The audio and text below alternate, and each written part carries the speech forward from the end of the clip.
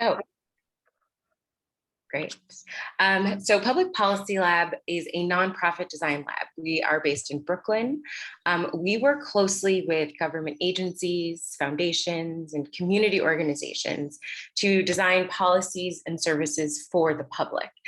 We tend to focus our work by working with agencies and services that impact low income and marginalized populations. When we say designing policy in the context of our work at Public Policy Lab, we mean applying design, which in this context is human-centered design, research, and visual communications to the delivery of government services, which are experienced by members of the public. But the delivery of government services is not a byproduct of a singular government entity. There are actually several people in a multi-layered system with varying roles and varying levels of power and authority who are help making our system function and go. And so we understand that the way that public services work and are experienced are actually a product of policies that are put in place by public officials, a set of systems and rules which help turn those policies into real and actionable mechanisms of a program that are run and administered by program leaders. Then we have the operational components of the day-to-day work, which is led by service managers to help keep programs running. And then we have the tools and practices that happen at the moment of service delivery to the public that is led by frontline staff in order to deliver services to the public. And so since our founding 10 years ago, Public Policy Lab has applied this framework to tackle all sorts of challenges that Americans face when using public programs, from homeless services to finding affordable housing, to supporting veterans and mental health resources. We have worked in many facets of the public sector. But as we imagine Public Policy Lab's work in the next decade and over the next 10 years, we want to explore the social issues and public systems which we would like to work in. And so our first of what we hope are several discussions as our celebration of our 10 years is a discussion about prison abolition and opportunities for community-led justice. We are not experts by any means about this topic.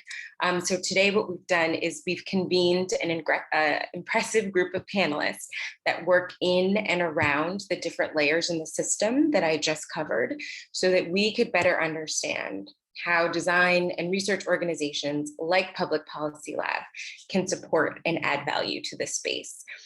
So to kick things off, I'm going to ask each of our panelists to introduce themselves before we begin the discussion. And I'm going to start with Nkosi. If you could introduce yourself briefly and then kick it off to another panelist. Sure. Thank you so much. I am Nkosi Kane, founder, one of the co-founders of Touchdown NYC, a technology platform that provides mentorship for returning citizens in New York City. For the past 15 years, I've been enmeshed in criminal social justice advocacy. For the past 5 years, I've been over at the Brooklyn Bail Fund, working on systems change around bail and mass incarceration. I'm delighted to be here, and I'm going to popcorn it to David.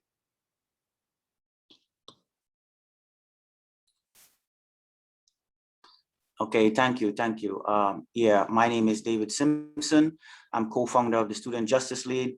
I was wrongfully incarcerated and did 10 years in prison. During my time in prison, I became really good at defending myself and other fellow incarcerated persons through the administrative remedy process, which is the only official way to file complaints and make requests in federal prisons. I became so good at it that I was retaliated against many times. Even I still face retaliation today. And while I was attending Columbia University, through a program which got me in there as a fellow formerly incarcerated person, I met Anna Suguru, my co-founder, and pitched the idea to her to present an organization that can do administrative remedies on behalf of incarcerated persons, and which would not have the retaliation aspect towards those who help incarcerated persons do the administrative remedies. And we could still shine a light and help those who file the administrative remedies in the prisons, shine a light on the retaliation to help lessen it and or eliminate it completely. And so the Student Justice League was born. Thank you. David, do you want to popcorn to somebody? Oh, sure. Antonin? Thanks, David. Hey, folks. My name is Antonine Pierre. I'm the Deputy Director of an organization called the Brooklyn Movement Center. And BMC we're a Black-led social justice group in Bed-Stuy and Crown Heights. You know, I like to say that if BMC had a product, our product would be Black social justice leadership in Central Brooklyn. And, you know, that's not easy work in a gentrified neighborhood. You know, when we started doing this work 10 years ago, we used to call it a gentrifying neighborhood.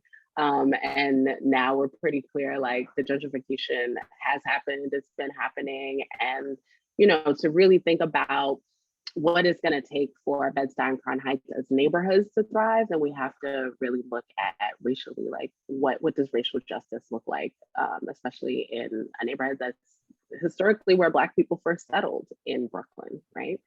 And so, you know, what's really exciting about this, and thank you so much, Erica, for bringing me on to this. Erica's like an awesome BMC member leader. Sorry to out you, but we come to this work because our core issues are food, housing, and safety. And often when people hear that we do safety work, they're like, oh, this is about cops. And it's like, no, actually, we found that policing doesn't equal safety, and cops don't solve quote unquote crimes, right? And so it's exciting to be on this panel with folks who do have this long vision of justice and understanding that, you know, when we're thinking about what doesn't work about the prison system, it's not just the prisons, it's the entire system of criminal justice. It is this idea that like police bring people in and they go through the courts and then they're incarcerated and then they're released. And like, what do we do with folks who have gone through the system where we haven't gotten justice? And so the majority of our community safety work has been around anti-street harassment work, which Erica was involved in, and just a ton of police accountability work. And organizationally, we're in a place where we're thinking more about, well, what does community safety look like even outside of police? And how do we start to have conversations about justice and accountability that deal with harm and not crime? Because we know that, you know, harm is a natural facet of human relationships. If you are in a relationship with a person, you will likely do harm to them. And that doesn't mean that you should be incarcerated, right? Like that we can get outside of the frame of crime and the idea that like when you do something wrong, you become a criminal, and really start to think about, well, like when this natural thing happens, when harm happens, when something that's a little bit less natural, when violence happens, how do we deal with it so that people can continue to build community as opposed to the destruction of community that happens with the carceral system? And I will pass to Jennifer. Thank you. I'll have the shortest because I'm the least expert on this panel. I'm so delighted to be with all of you. So I was in a juvenile lockup for about 2 months as a teenager, and then spent the better part of a year and a half in a group home, when I was 16. And so I experienced policing and surveillance and a different kind of carceral system as a young person.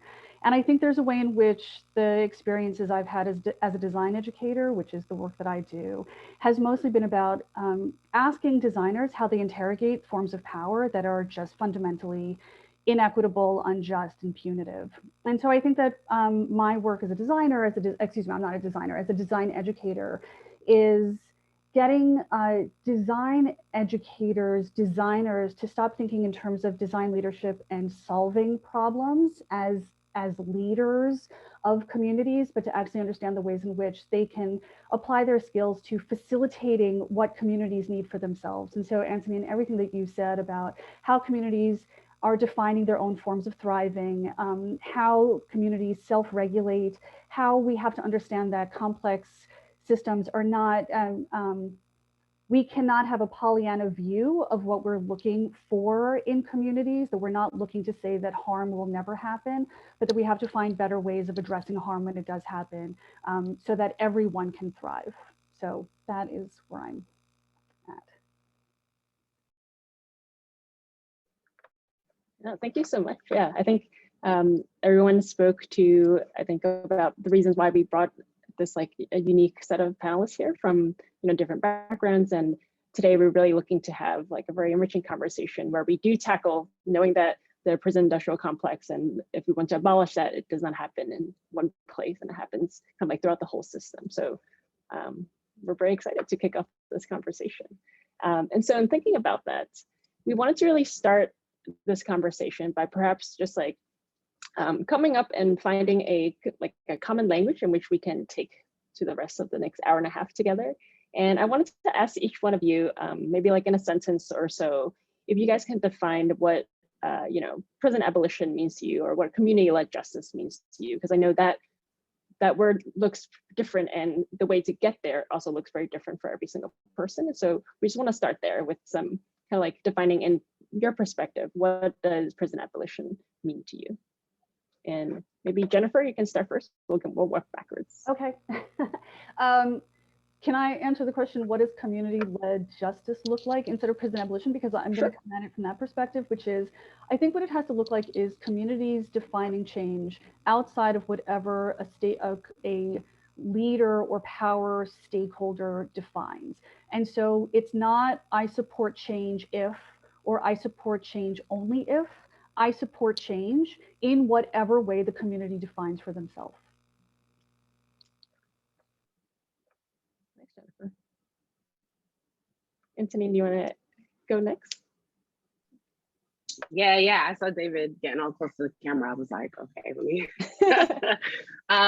Yeah, I mean, community-led justice, it's really, when we started No Disrespect, which is our anti-street harassment crew, it was really interesting to think about what it looked like for patriarchy to be playing out on the streets of Bed-Stuy and Crown Heights. And really, there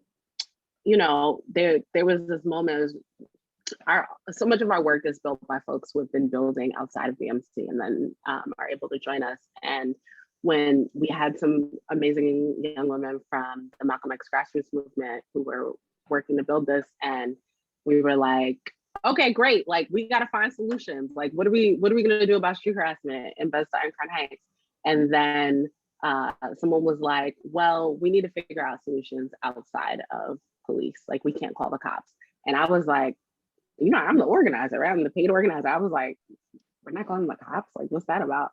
And they were like, well, it's complicated because when we call the cops for issues, like very often the people who call the cops end up in jail or end up being taken away, taken into custody. And then on top of it, the cops are just going to criminalize Black men who are already over criminalized. And like, we need to deal with this issue without causing more harm. And I was like, all right, cool. Who's making the agenda? Right? Like, it's something I think that if you experience violence, and you experience violence from the state as well as from your neighbors, you understand that like solutions that work for the community are gonna have to sometimes work outside of the state and think about actually how do we care for people even if they've done harm. And so like community-led solutions to me is about like, how do we create solutions that just like continue to support the development, the deeper development of community, even if it means like we're gonna fight a little bit, right? Like you're gonna be like, oh, I can't say, hey, Ma, I can't follow you down the street. We might have to come to, we might have to go through a process that is hard, but that gets us to solutions that make sense for everybody. Yeah, absolutely. I think, and speaking of community, led solutions, I think like David and Nkosi, you guys are like also doing a lot of that work as well. David, do you want to speak a little bit more about what community-led justice means to you and how that shows up in the realm of the work that you do with the Student Justice League?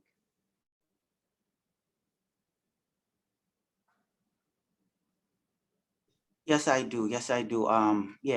This question definitely meant a lot to me, and I made sure and prepared to answer it well. Community-led justice is everything to me. I believe that without it, there can be no true justice reform. There can be no true prison reform. Prison abolition will remain a dream. There can be no checks and balances on the people running the criminal legal system, and that most efforts in these areas will mostly be a waste of time.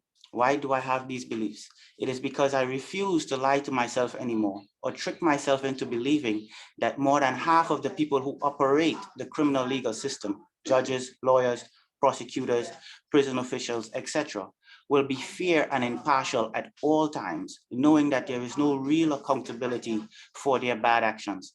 I refuse to lie to myself and or convince myself anymore that the criminal legal system is mostly to blame for the destruction caused amongst minority families in the United States of America, and accept the fact that it is mostly judges, lawyers, prosecutors, and prison officials, human beings, that are mostly responsible, and that without honest, robust, and meaningful community response to these officials' ongoing abuses, there can be no real substantive change.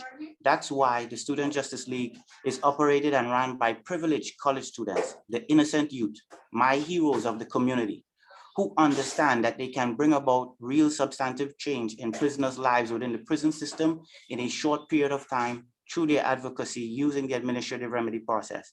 I honestly tell you today that I have suffered retaliation from human beings of the criminal legal system for advocating on behalf of myself and other prisoners while I was in prison, on my way out of prison in the halfway house, and even now while I'm on federal probation. They cannot do this to community students, and the students can help bring light when prisoners they are helping with remedies are retaliated against. Thank you. Thanks, David. Thank you. Nikasi, how about for you? For what is community-led justice and how you've been doing work with the Brooklyn Bail Fund, Community Bail Fund, and also now with Touchdown NYC? How does that show up in your work? Yeah, this is I love this question. For me, this question has a threefold response, right? There's the community-led that happens inside of corrections. There's one that happens inside a community. Then there's another thing that happens inside organizations that is pretty much interconnected. So I'll start with the community. Each community that is impacted, each marginalized community have to begin to define its own terms for success, or what self-care means in that community, or what thriving means in that community. And for me, it is a process, right? And the process is definitely coalition building. There's some public education, there's policy that leads up to legislative change. And for me, as an advocate, like there's no change without policy and legislative engagement. But I think that the community have to define for itself what success means or what self-actualization means. Inside of the prisons, community-led means something else, right? It means that those who are inside have to once again try to recreate a way to engage themselves in there that also have an impact in the community. In other words, like prison is a microcosm of society. What goes on in society actually has some impact in the community. What happens in prison has some impact in the community because folks who are inside are coming back. And inside of these organizations where most of us find ourselves in, if I try to center myself in organizations that reflect my value for community engagement, for liberation, and for abolition. And inside some of these organizations that most of us find ourselves in, we can find some theories of change inside of these places where we can activate some of these things. And in closing, I won't be a part of any organization or any establishment or any community-led event that doesn't resonate my values, that doesn't resonate my billion, and doesn't center the people who are impacted. Thank you for allowing me to address that question. Of course, Nkosi. Yeah, thank you. And I think, Nkosi, the thing you mentioned about how, there's a lot of change that you guys are all doing on the ground, through advocacy and policy, but ultimately also policy and advocacy. If you think about our layer cake, remember that really starts at the very top and also trickles down. And that I think is a great way to segue and introduce Leah. Thanks for joining us. Hi, thank you for having me. Yeah, if you can give us a quick introduction before we jump into the next question. Sure, my name is Leah Halton Pope. I am Senior Advisor to New York State Assembly Majority Leader Crystal People-Stokes. I work on policy issues. So basically, when you all have issues, you generally come to me, and sometimes it turns into legislation. Sometimes there's already legislation that is being worked on and you like to figure out how to move it through. And so personally, what I guess community-led justice looks like, it's you all coming to us and telling us what we need. And my personal goal is to help. You figure out how to navigate the system in a way that actually produces the change that you want. And I guess I'm an enigma in that I do believe in being realistic with people and brutally honest about certain things and certain processes. So I'm grateful to be here. Thank you so much. Thank you, Leah. Yeah, thanks everyone for introducing kind of like the work that you currently do in this space. You know, at PPL, when we were thinking about this event, we wanted to bring in folks from all different parts of that layer cake that we had shown earlier and different parts of the system, working to, you know, dismantle or change the system in the way that that you guys have mentioned. I know that, you know, it behooves us to say that there are many other players in the system as well, right? A lot of players who perhaps have more power than the folks sitting in this space, or who may have the power and leverage to do other things. And so the next question that I really wanted to ask, and I'm going to start with Nkosi when I ask this question, knowing that, you know, you've had over 20 years of experience, like you mentioned, working in kind of like in the system, personally having experience with the system, and now also working with folks who are kind of like coming out of the system and mentoring them. In your experience and the people that you've met, you know, who do you think has, I guess, like the power now to change the system? And for those people in power who may not be currently in favor of the values that you mentioned, or currently in favor of prison abolition, you know, what are their biggest concerns that you see that prevent them from using their power to, I guess, like dismantle the system that we've been talking about? Steph, you asked me about 3 questions, and I don't know which one I should answer first. I just want to ask you so many things. Perhaps let's start with kind of like, in your experience, who do you think in the system has, I guess, like has the power to like make these changes that we are all talking about today? Yeah, I think that's a good question. You know, when I look at the ecosystem now, interestingly enough, individuals who have been inside, such as myself, too long, and who are now outside working in different places in the ecosystem, they are in very strategic places of power to see change happening. They are inside of these organizations. They are at the top of the organizations. They are at the offside of the top. And so folks who have been impacted, not only folks who have a history of incarceration, but folks who have been impacted, and as a result of that experience have now put themselves in position to offer some assistance to others who are going down those journeys. Those are the people who have the power. The people who they're assisting are the people who have the power. There's some other things that is needed along with that power and energy, right? Like we need someone to capture that information, to write up some policy, to introduce that to legislation, and to have a conversation with the young lady who just spoke. So I do think that the power always lies with the people, but not necessarily some of the nuances that could move some of these issues into legislation. But I do think the power rests with the people who have been impacted and who are being impacted. Yeah, for sure. And maybe so, Leah, I would love to ask like a follow-up question to what you just mentioned. You said that, you know, folks come into you and you really want folks to come in telling you guys like, these are the legislation that we need, but also saying that you were saying that, you know, sometimes you have to be real with them, like what's possible and what's not possible. So I guess like in your perspective, in working closely with the passing of legislation, for the folks who may still see challenges to pass legislation that may be more progressive or moving towards the more direction of prison abolition, what are their concerns and what are the challenges that you're seeing? I think a lot of times we forget how large the state of New York actually is.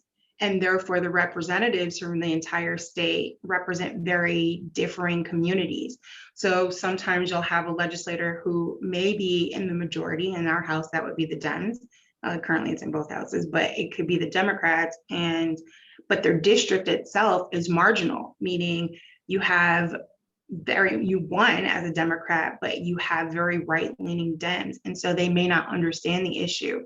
I think a lot of times we feel like we've been waiting for this for so long, it needs to happen right away. And it's more about educating people.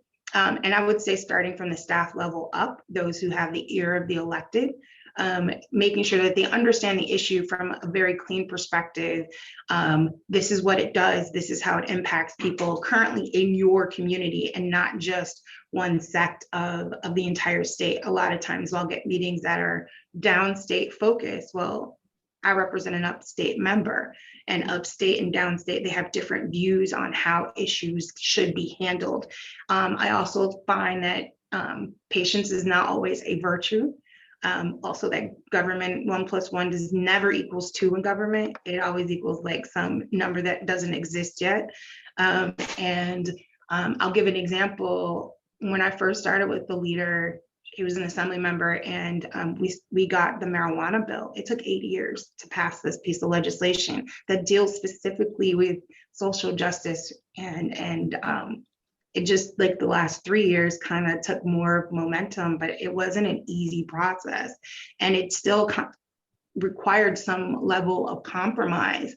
Some things that you might have to say, you know what, I want to get all of this, but if I get this part here, so let me start with my pie in the sky, knowing that if I get here, this is where my real goal is. I think that's really helpful. So from our perspective, when we meet with advocates and groups, everyone's so passionate, and you feel that passion, but also making sure that you know who your audience is, understanding what their record currently is, the people that they currently represent, and because that's how they're going to vote. They're going to vote based on the people who've elected them into office. And so we may feel very strongly like this is right, we should pass this law right now. It's critical because we know people who would benefit from it. But the larger part of their district, they're like, no, we don't understand it, we're not there yet. And so advocacy has to start at the ground level. And then when it gets to ours, then it's also an education level. We've talked to people in your community, and it's not just about getting robocalls into the office. I'm going to tell you now, there's nothing more annoying to me than those because you might be calling to the wrong person. Like, if I already said she's supportive of the issue, then focus your energy on somebody who doesn't know. Those are the people that you want to get more support from. So I guess knowing the audience, understanding the issue, and understanding who you're talking to. I think sometimes advocates bring in emotional perspectives, and you only have a short moment of time with staff. So you lose us within the first 5 minutes of a conversation. If you're not, like, my question is, what's the ask? Like, I hear you, I feel you, what is the ask? But I'm also a conscious individual, so I pay attention to what's going to impact my community as a whole, but you're not going to get that from everybody else. And you need to pay attention to the mole eyes when they happen. Thank you, Leah. And Steph, could I jump in just on the power building tip? Yeah, sure. So yeah, I mean, with this question, what I feel like there's the answers that we want, which is like the people, and then the reality of it, right? Like, which is that there are people in government who have the power to make the changes that we want, but it's not politically advantageous to them necessarily to make the changes, right? Like, I think that, like, Leah's right? We often come in with a lot of passion, but like, whether or not somebody agrees with you is not necessarily tied to whether they will do what you want. And that, like, so much of our work, like, we like talk about, I'm doing this a lot, but like, talk about building power. Power means understanding the landscape, understanding who has power, who's going to use their power for you, who are other groups who agree with you, who don't have a lot of power. And then the power building is really saying, like, we got low power, you got low power, let's combine it. Can we agree on how to hold power together? Which is actually where I think a lot of coalition work falls apart. I won't get too deeply into that, but just to say that, like, our work is constantly about assessing who has power and building so that we have the most power to make it politically advantageous for you to do what we want, as opposed to keep the status quo. Thank you, Anthony. And that actually leads us to the next set of questions that we want to discuss. Is we have a sense of the overview of the current state of what this, what it looks like in everyone's work. And we would like to explore what needs to be created or what needs to be built or researched in order to move towards abolition. And oftentimes, or sometimes, people think about abolition as something as taking away something that exists, but it's important to think about it as something that needs to be built or created. And so given some of the power building that you were just talking about and strategies, given that Public Policy Lab is a team of researchers and designers that understand policy and systems, what do you think needs to be better understood in order for us to move towards abolition? So you have designers and researchers. What would you have researched? What systems would you have explored that would put us in a position to be better prepared to move towards abolition? Oh, you meant literally me. Okay, cool. Yeah, literally, you get picked up the last thing. Yep. Yeah. I mean, this feels. What's interesting is that BMC is actually engaged in research. I'm a fellow with the Robert Wood Johnson Foundation, and we have a research team that's me, a BMC member who's a researcher, and another researcher who's not a BMC member, but like loves BMC. And we're studying the connections between the carceral state and public health outcomes of Black people in Central Brooklyn. And so, my answer to this research question is that I think that there's so much siloed research, right? There's like public health research, there's carceral state research, there's education research, but we've like organized our lobbies, we've organized our advocacy in the lanes of the issues. But the reality is, like, when you talk to someone about their problems, they're gonna jumble it all up, right? Like, they're not gonna be like, well, first is my education problem, right? Like, they're gonna be like, like, my kid ain't got no job and they out hanging out in the street and they're doing dumb shit and I gotta pay people because they broke somebody's car, they, whatever it is, literally like stories from my life, right? Not me, I ain't got no kids. But what I'm saying is that, like, what we need researchers to be doing is actually creating those clearer links. Like, we like to talk about intersectionality, but what we need to understand is not like the theory of how these issues fit together, but like in people's actual lives, like what are the compounded effects of multiple kinds of violence and oppression, in particular coming from the state, so that we can start to ask the state for more complex solutions. I mean, one of the things, Leah, that I love about the MRTA, I mean, we advocated for the MRTA, and one of the things that we love about it is that it's not just a health issue, right? Like, it's not just a carceral state issue, it's not just a jobs issue, but that it's this literal 300-page bill that really works to get at, well, like, we've got a legacy of disinvestment in Black communities and over-criminalization because of marijuana. So, like, there's this complicated problem we need to solve. And I know that a ton of research by folks like the Drug Policy Alliance went into creating that bill. So that's just more, we just need more deep understanding of how all these issues interact in real life. Leah, I would love to jump in with this question if possible. Go ahead, Nkosi, you can. So, a couple minutes. Two things for me. The first is that I don't think we need to do any more research around prison abolition and around abolition, period. I think for hundreds of years, folks have done this. Mm-hmm. I think that that punishment has to get reimagined in this country. And what I would have folks, like, if folks had to do some research, I would ask them to investigate, how is prison looking in Sweden? How is it looking in Norway? How is those models so different and successful opposed to the way that punishment in prison is implemented here in America? And the last thing I'll say about prison abolition, I understand prison abolition as a theoretical construct, but not necessarily or as a reality that we're trying to encroach on. Something that we've never experienced, and in my purview, I don't think prison abolition is something that we're going to experience. I think that is a great theological kind of like construct for us to keep ascribing to. But trying to abolish all of the prisons in America, and I'm an abolitionist. The reality of this situation is that is extremely cumbersome, taskful thing. Frederick Douglass knew it. David Walker knew it, right, with his appeal. So getting us to encroach on that is one thing, but actually thinking that we're going to really experience that thing, maybe in another 100 to 200 years, I don't know. I'm just on the fence with the prison abolition concept as a model that we experience. Mm-hmm. So thank you, Nkosi. I'm going to ask Jennifer if she could share a perspective, understanding, like, I hear you about different roles and focus and what we should be moving towards, but Jennifer, having an understanding and background in design, like where designers and researchers fit in this space to move us in that direction, whether or not it's our lifetime or the next. Thank you. So I actually had two, I guess, buckets of thought. One is, well, actually, I'll add an overarching thought, which is I'm also interested in the affirmative questions. So not just what's been failing or what we're doing wrong, but actually how do we look at and research the models that are actually sort of models for thriving. So I think there's some research that we can be doing as designers in self-regulating community ecosystems. Like really, what does it look like when communities self-regulate, and at the scales at which that actually can happen, that embraces complexity, that understands how complex communities can handle divergence, dissent, crisis.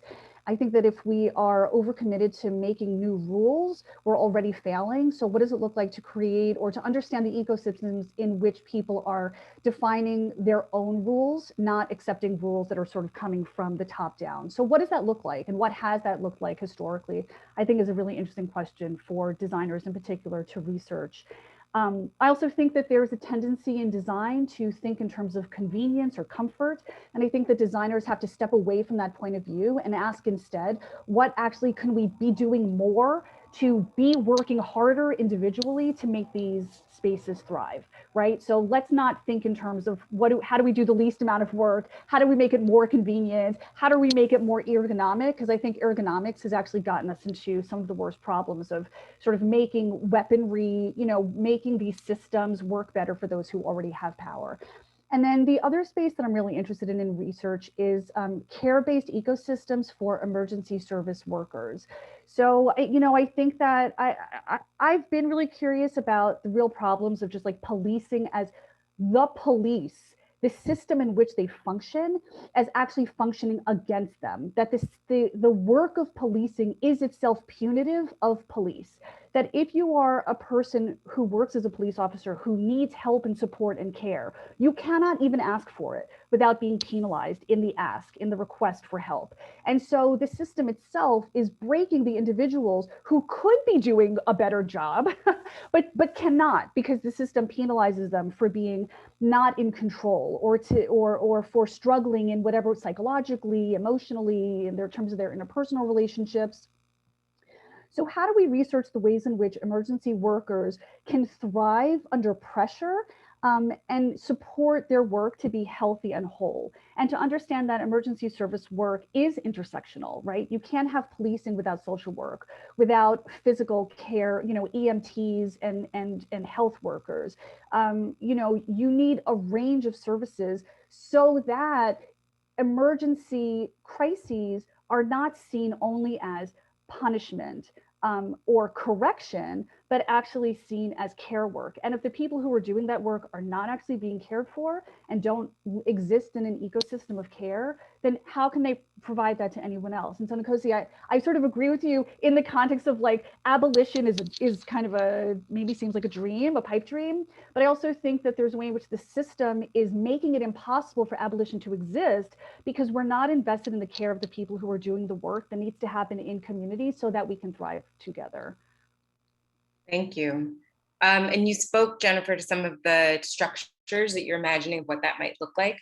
Can you think of any tools that might be helpful to help support that work?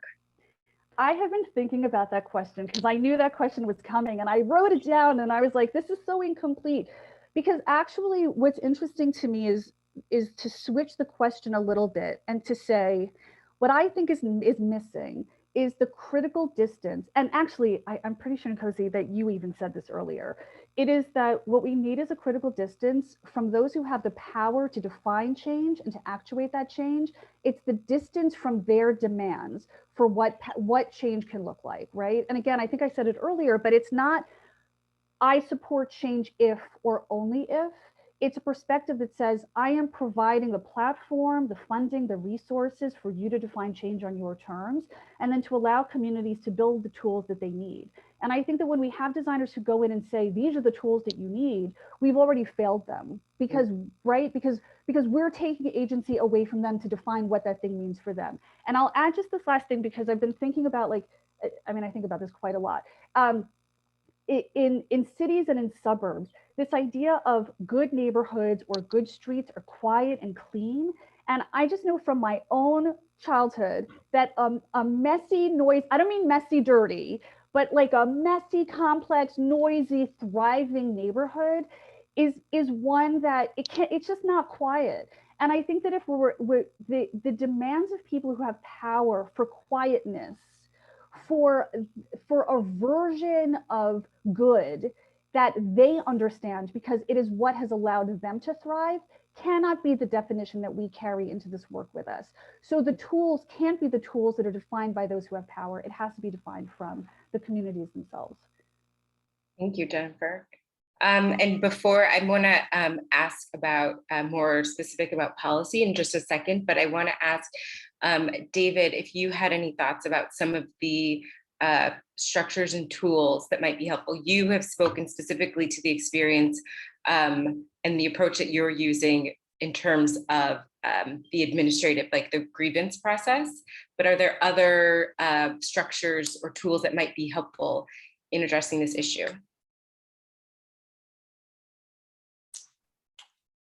Yes, I would definitely duplicate the Student Justice League for most of the institutions out there in the American legal system, because all of them need to have some type of community regulation. We ask these folks to do work, and they are more interested in getting promotions, in getting wins, in their careers, right? Much more than they're interested in actual justice most of the time, right? So they will go ahead and convict someone, put together ideas that this person may have done this. Look at this. You see this name here? This name was on the person's phone, so they must have been a part of the conspiracy, or they must have been. And so we convict people and destroy lives based on, you know, ideas, the fact that they, you know, it could have been possible. And we tell jurors that, hey, yes, it was, knowing that there is not so enough evidence to support these kind of stuff. And we put away people for long periods of time, and we over punish folks, for stuff. Why? Because they didn't plead guilty, or in the prisons because they didn't tell you what their roommate was doing and stuff like that, right? So if we have a community-led, let's say student-based operation, where students go into school who have the time and the energy and the effort and the want to get involved in social justice reform, we structure organizations where they can choose to join one which it suits them. And we have these organizations look at the institutions, the government institutions and criminal, the legal criminal justice institutions, and look at their actions. The people who are in charge, the staff of these agencies, have them look at what they're doing. When there is a complaint, have that outside body look at it without having any bias, right? Because that outside body wouldn't have any bias, and make determinations to what's going on, and then say to these folks, hey, look, you know, all of us have reviewed this and we think that this is wrong. Let's bring it to another body. You need to change this. We need to push back, right? Because that's what the Student Justice League is designed to do, right? When we file administrative remedies and we help folks on the inside, if they retaliate against the folks or they respond wrong to what we're doing, guess what? We have the information. The Bureau of Prisons can't hide it from us anymore like they're accustomed to doing, because we are helping the people put these things together. So we have the information. So we could turn around and say, hey, we know what you're doing. Look, here is the evidence. You need to stop it. Right. Otherwise, you know. So it sounds like what you're saying is leveraging like external parties to help like scale up the approach that you all are currently using to bring greater transparency to systems, and then also like use the information that is surfaced to leverage and enforce for advocacy and change. Yes, yes, because just so that you know, because I am focused, right? I'm not going to tell you it's the system the system has a minor part to do with it. I will tell you, it's the people in the system, right, who do these and commit these bad acts. The system doesn't tell the medical staff to ignore someone who has already lost a leg in federal prison because of severe diabetes, to ignore him when he has a sore on the other leg and allow him to lose that leg also. No, Right. it's Yes. the No, yeah, people who do that. that's it. Yeah, I understand. And I think now what we want to pivot to talking about is, with the understanding that there are people that are, guided by policy, making these decisions or potentially neglecting folks that are incarcerated. What are some of the things that are coming up in terms of policy or programs that are on the horizon that we should be looking to? So, Leah, this next question is for you. Your office was a key leader in the recent state legislation that passed cannabis legalization, and also redirected 40% of tax revenue sales to Black and Latino communities as a response to the disparate policing from the war on drugs, which is huge. And so from your perspective, what are the next pieces of legislation and policies that you feel are ready to be passed and discussed? That's where it gets a little bit tricky. I can't give you so I also have a leadership role, right? So I can't just say, oh, these are the ones that are going to happen. That would be irresponsible of me in my position and with whom I represent. So instead, what I will do is tell you, I think when we talk about systems and legislation, there's several pieces of parole legislation that's out there. There's some issues that people are working on that deal with social justice and reform.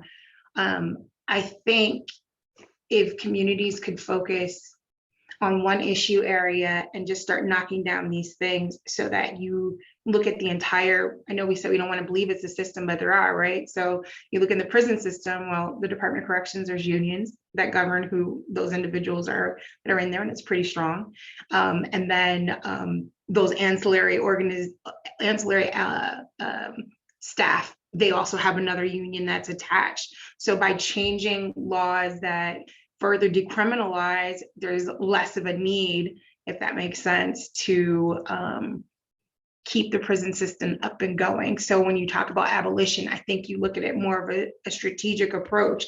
What bills currently help eliminate the need for this system to stay open? And the pushback we get when they close prisons, well, we need this, and what are correctional workers going to do? What's going to happen? They can't take care of their family. And our office response is find a new job. But I'm just telling you, this is what it is. I see you kind of putting your hand up, Jennifer, but it's the reality. I think the more we can keep knocking down these systems by, like with MRTA and expanding the expungement that we did in 2019, and then expanding on the sealing of the records, and I know that there's some clean slate legislation that's out there that's going to take a lot of work for people to be okay with it. Decriminalizing syringes, there are so many different pieces that ultimately would shrink the need for a correctional system as big as it is, and therefore deal with the larger issues within the system that need to be corrected. So without me saying one member's legislation is more important than the other, I'll say focusing on what you see is out there and being really strategic and helping people move through these. How will this impact if we move this? How many people can benefit from this? And what will it shrink down so that when it comes 5 or 10 years down the road, then there's a possibility, a true possibility in New York State for abolishment. That's something that I think we don't necessarily think about. We only focus on the one issue. And if you look at all legislation, there's something there would eventually would get us to the goal that we want to reach. And our office has been really strategic about focusing on it. So, our expungement, our sealing, all of those things happened before MRTA passed. And that was on purpose. In 2019, when we knew it wasn't going to happen, quickly drafted some legislation to at least expunge records. And it's not perfect. No bill is. Let me own that now. There are always some unintended consequences of any piece of legislation that you put out there, from making the state snack yogurt. Well, I'm lactose intolerant. You didn't consider me when you made that the state snack.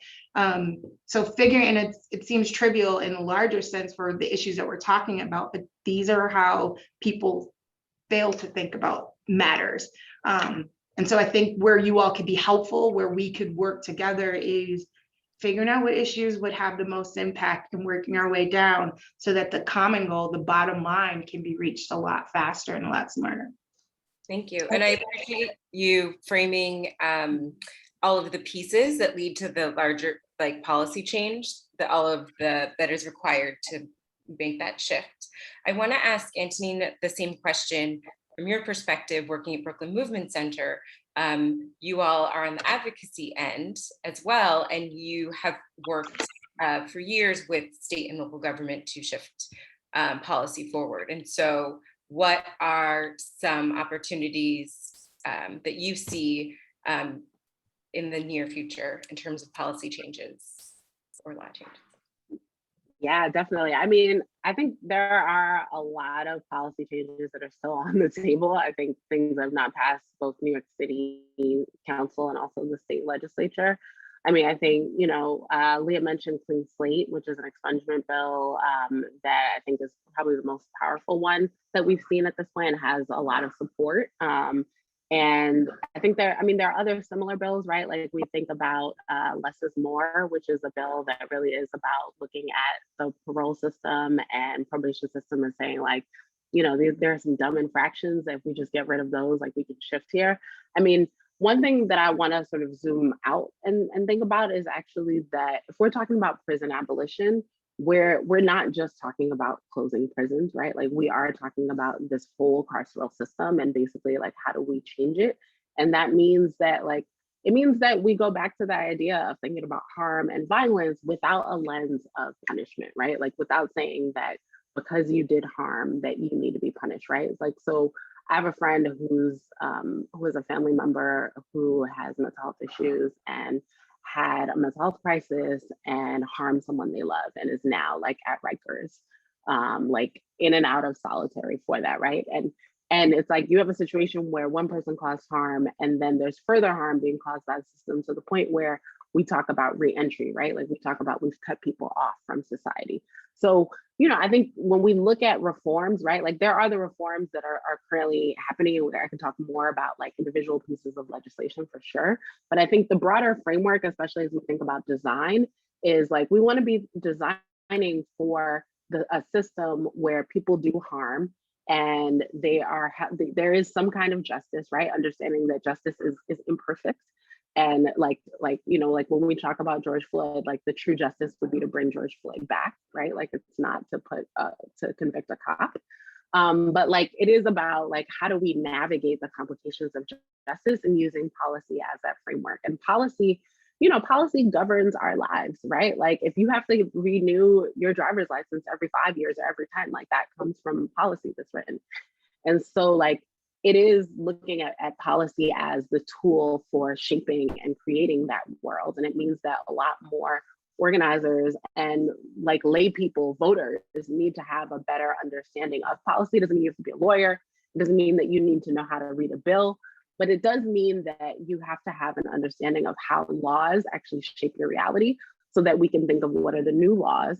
And when we think about really being, I think like a lot of us who maybe study policy in undergrad read this textbook called Policy Paradox. And it's like this idea that like with policy, there's always going to be competing interests.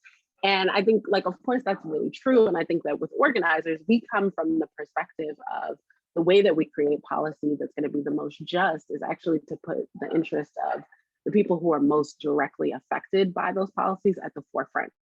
So like everybody might not agree, but like we can ensure that the people who have been most harmed in the situation actually have the most power to define and decide what's going to happen in the future so that less harm is happening, right? Like we are talking about, I think in the drug policy world, we talk a lot about harm reduction, right? Like I think we want to get to a place with our policy that we're creating policy that actually eliminates harms, in particular from the state to communities.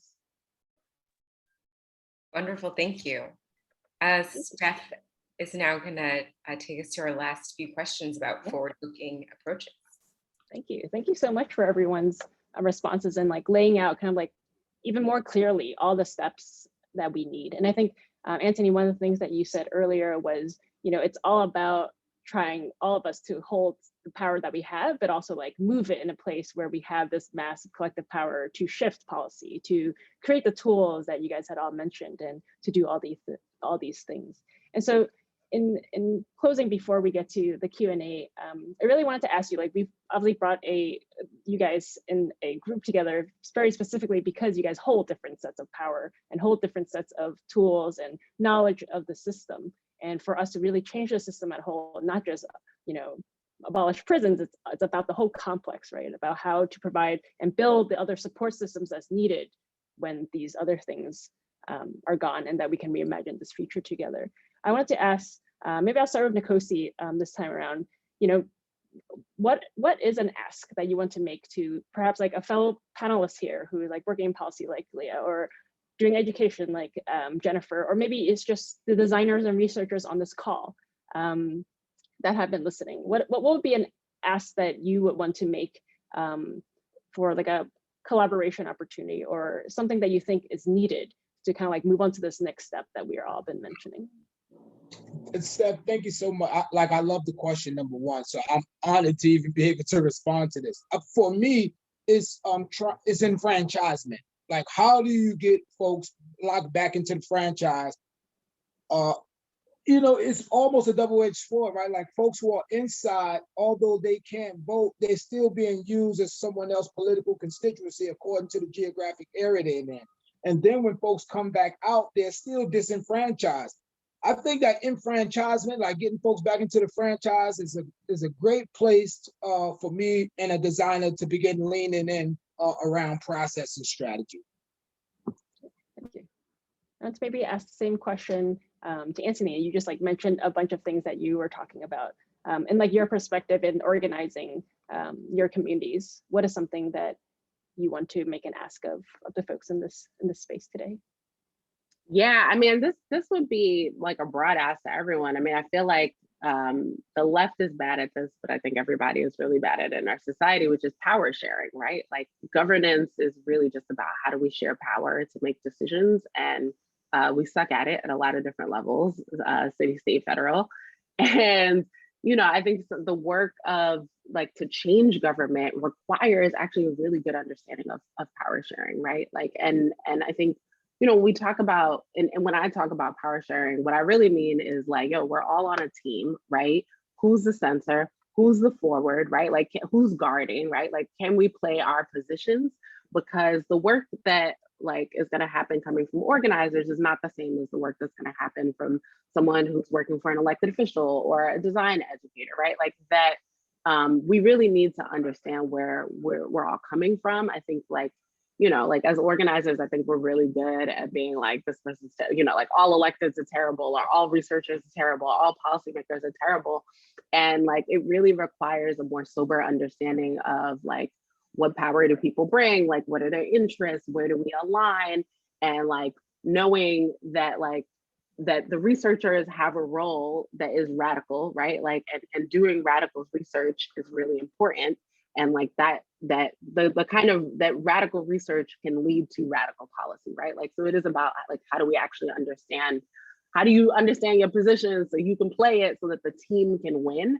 And we often start to think that like, oh, only the organizers are the team, or only the designers are the team. And like, if we have a sense of like, actually all of these people are gonna need to be working and moving together to actually change this big, wild, entrenched, old thing that we call government, then like it just makes us a stronger team. Yeah, absolutely. Thank you.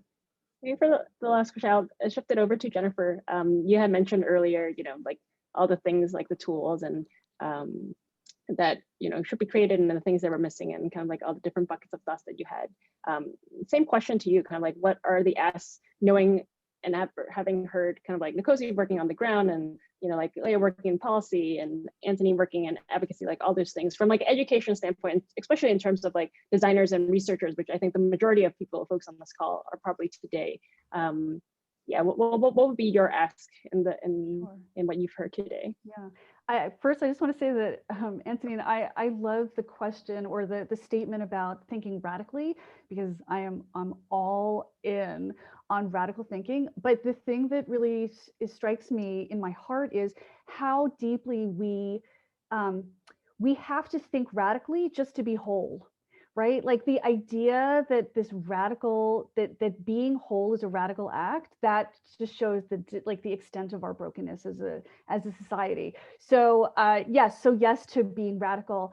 My ask of the designers is to just stop thinking in terms of inventing new things, because people are just making, in community, people are doing things now. And I think that often designers and design students and design faculty and design schools, they're constantly telling people to, be leaders who are making new things. And the act of making new things is actually rendering good work on the ground obsolete. And so that is doing a harm. So we really want designers, I am asking the designers to think, how do I stop thinking in terms of making something new? And how do I facilitate what is already happening on the ground in whatever way the tools I have as a designer can make that function better, or not even with greater efficiency, because that's not always the case, but that I could just be another tool in a toolkit for a group that is already doing good work. Thank you for that last sentence.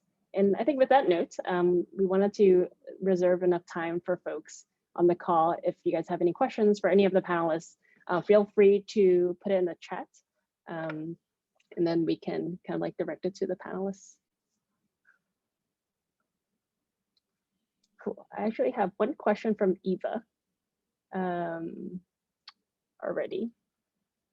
So Eva asks, she's curious about what small changes have been made in the whole system that have worked so far, where not necessarily a policy change has occurred, but a response to the policy change has been a move in the right direction.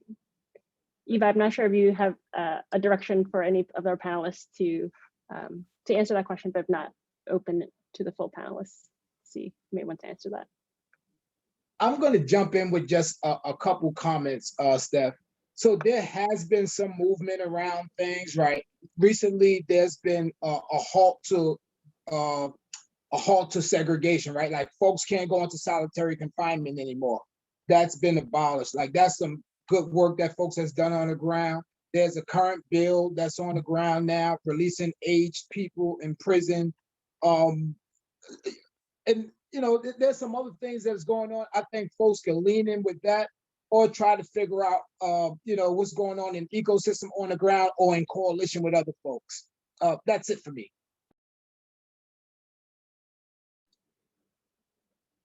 Does anyone else have any thoughts on that question?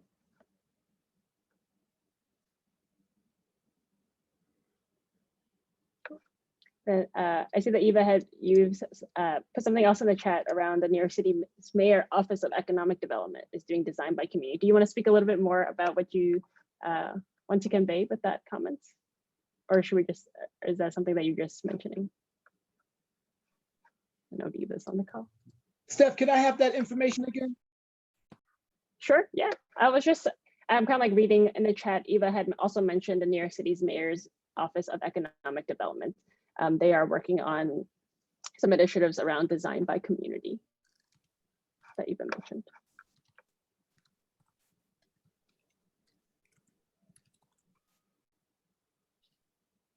Do folks have any other questions for our panelists? Also opening it up if anyone from the PPL team that's on the call has any questions for panelists as well. Mm-hmm. Feel free to share those.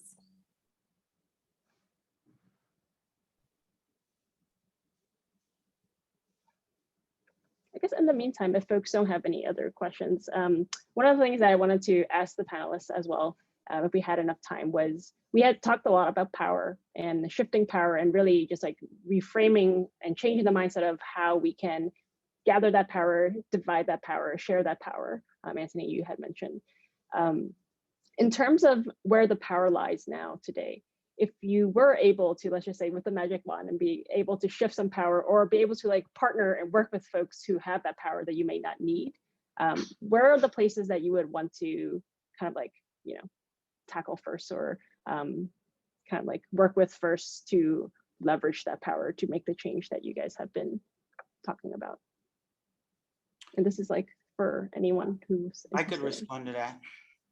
Okay, so I'm already doing it, right? So I've seen from over the years when the students of the community and or the young ones of the community stand up and push, advocate for what they believe in.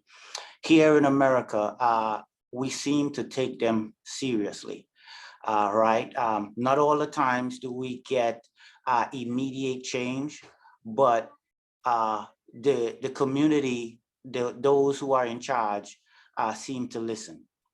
And I believe that if we offer students rewards, help, like in tuition and other aspects of their college lives, and we have them engage themselves in you know, addressing issues, you know, we could seriously bring some change, right? That's a way for the community, because they're coming with an innocence, right? They're not coming with, you know, well, I'm benefiting off of this, or I work for the Bureau of Prisons, and so if we make change, I'm going to lose my job, right? They're outside of that. So, you know, you pit them to communicate with those who are responsible in government, in the criminal legal system, and, you know, have some honest conversations back and forth. And I think that those in those areas eventually would adjust, because anyone else, they don't seem to adjust to. I mean, come on, they've been in power, and this is an ongoing thing forever, you know, and they refuse to make any real substantive change. They hold on and they stay there, and they just refuse to budge. And so if we pit their young ones, a lot of these kids are theirs, right, against them, and say, hey, listen, you need to rethink this. It's for our future. It's for the future of America. Come on, you know. Yeah.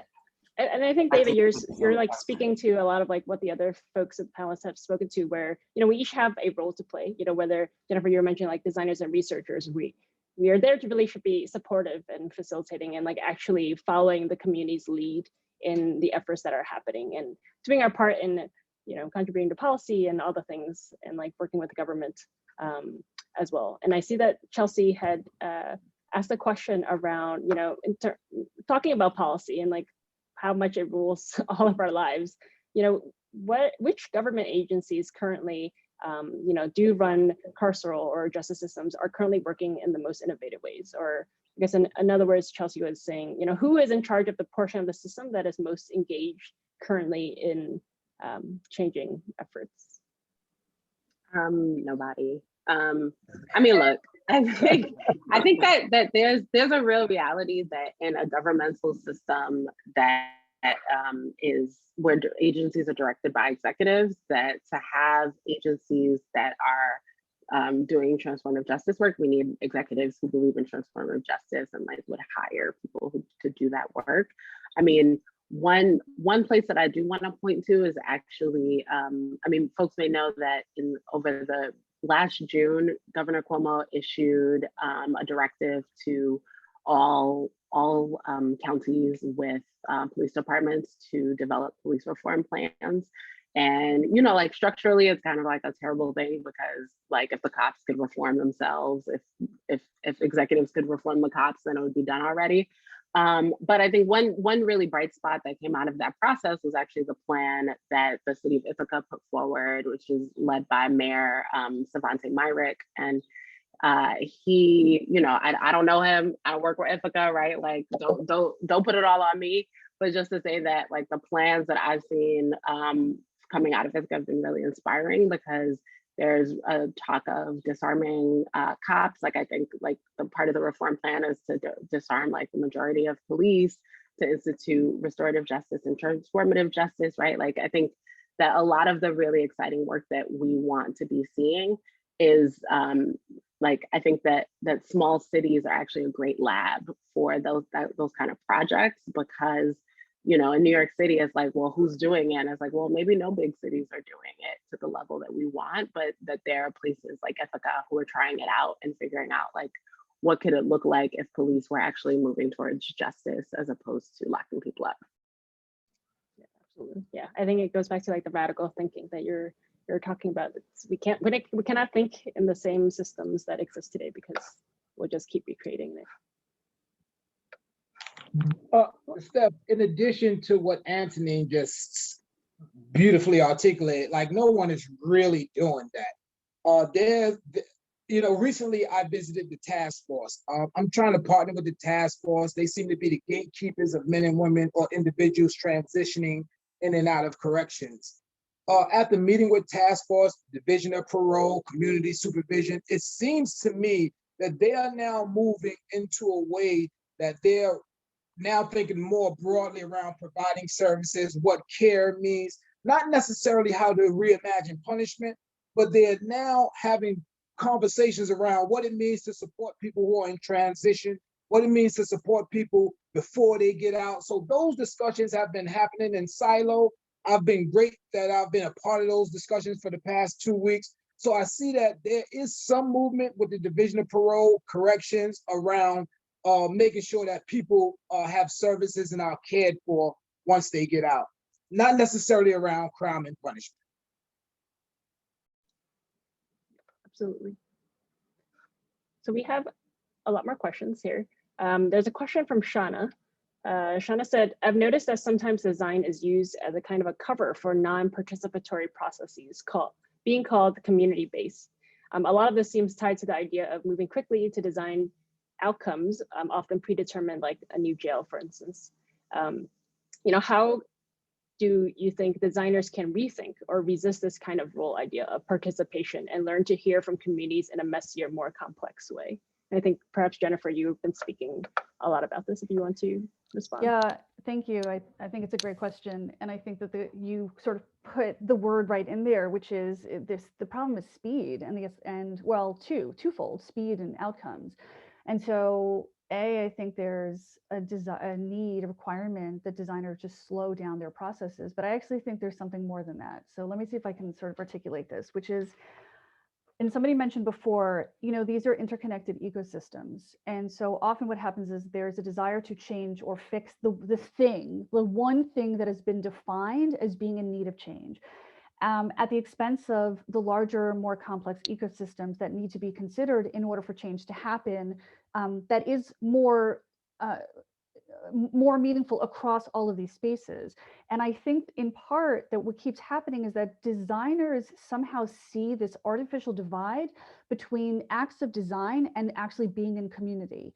So in order to make meaningful design in a slow and purposeful and meaningful way that understands ecosystems, you have to first be in communities where you actually understand the invisible threads, the relationships, how power is held, power that you have, your relationship to power, to see inside what people are asking, what the real needs are. And I don't think you can do that by coming in.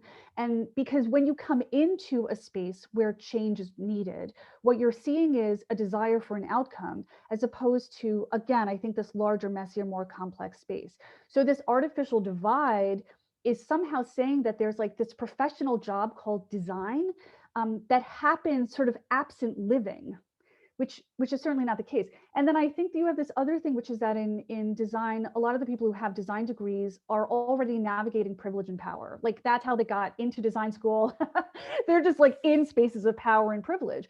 And so we actually have to rethink who is called a designer, because people are making design that don't have design degrees, like for the entire civilization. People have been making design long before anybody ever had a design degree. And so people are making design all the time, but it's professional designers that have somehow decided that they like wield all of this power to make all of this change. I mean, you see it in all of like the mission statements for these design firms that are like, we make global change at scale. And you're just like, well, really, what are you doing there? You're certainly entrenching your own power and defining change in the ways that are helpful to you, but are you really actually making change that's useful for the most vulnerable among us. So yeah, I think that there's just a way in which people have to see their roles as designers as being inside of communities and dismantling the power and privilege that they hold and people like them hold, in order that the people who are actually the most vulnerable and in need of radical change, who don't hold those degrees and titles and so on, can, you know, sort of like get out of their way or facilitate the ways in which they're defining what change looks like for them. And that is going to be complex and messy and slow. I don't know if that was well articulated, but that's perfect. Yeah, I think there's so much more beyond being a designer, just like being a citizen and a human in a community that you need to really partake in, and to kind of like understand, not just like designing with, or not designing for and designing with, and really just like being there. I think, yeah, just like showing up sometimes not as a designer is perhaps sometimes the most helpful. Cool. I think we have one more question from Brad. Brad was saying, I think Nkosi said that we need to reimagine crime and punishment, but then we've been emphasizing community-led justice. I've seen that the value in communities doing the work of reimagining, but I also wonder how folks communicate the message generally. And so Brad had a message about how this is communicated. Do you see the decision makers getting excited about the idea of abolishing prisons and community-led justice when you present these ideas? Or do we need other concepts that will help people see the positive value of this work? So I guess this is a question about like the framing and perhaps like even the language, which, you know, often is like the beginning points of how we generate change, how we can message all this work that we are doing. Yeah, I would simply respond to that by saying that all of us who are interested in justice reform, prison abolition, or any type of change to the criminal legal system, we don't just need to, we need to get everybody involved in the conversation. And we don't just need to be talking, through policies and these other platforms. We need also to be talking to our family members, our friends, our team members, and so on and so forth, who work in these spaces personally, right? We need to engage them at work and out of work and say to them, look, listen, the mindset of continuously punishing people, continuously hurting people with this system has to change. I'm pleading with you guys, to think about it, give it some real thought and make some change. And if you are not willing to do so, please, would you consider stepping aside, right? Folks pointed out, well, the police officers, a lot of the police officers, when they heard that change was coming and people talking about defunding the police and stuff, a lot of them stopped doing their jobs and resigned. And some people said, well, so they don't want to work now because we're asking them to do the right thing. No, I say to them, thank you. I applaud you, because what you did was you understood that you could not be a part of real change. And so you got out of the way. And what we need is to have conversations with all these folks who are holding on in this system for 40, 50, 60 years, and don't want to change. We need to have conversations with them, asking them to please step aside and let us change the system, because we don't want to keep it the way that you see it, in the way that is comfortable for you. Yeah, absolutely, David. Yeah, I think, I know we don't have that much time left together, but I just wanted to, take some time out to really thank each of our panelists. Leah had to hop off. She has a very busy job with, working, I'm sure, and we're grateful that she's busy and doing all the work. But we just really appreciate the conversation we were able to have today from folks working in all different spaces that are all very important in leading the change and reimagining the future and the radical thinking that we all need to do, and also a lot of the work that we as designers and researchers need to do. So feel very appreciative of everyone taking their time to do this. Erica, do you have any last thoughts? Just thanks, echoing Steph, what you said. So glad that you all were available to have this discussion, and like the way that we layer our like policy. It's nice to try and turn that into a panel and try and talk about all of the different ways in which we try to engage in the system. So I know that we're leaving pretty inspired. So thank you. Thank you. And I see that in folks in the chat, they're asking about resources. Well, we can collect them all and then we can send up in a follow email so that folks can also have everyone's information on this panel as well. And of course, follow all the organizations that everyone is part of because everyone's doing great work. Yes. And we'll include that information in the email as well. Thank you, everyone. Thank you so much for this forum. Thank you. Yeah, thank you. See you later, beautiful people. Bye. Thank you. Bye. Bye. Thanks.